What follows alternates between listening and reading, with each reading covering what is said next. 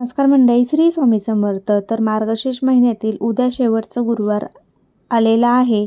तर आपल्याला एखादा गुरुवार राहिला असेल तर आपल्याला उद्यापन नेमकी कधी करायचे आहे? तर बघा, आपल्याला मार्गशीर्ष महिन्यातील यावर्षी 4 गुरुवार आलेले आहे.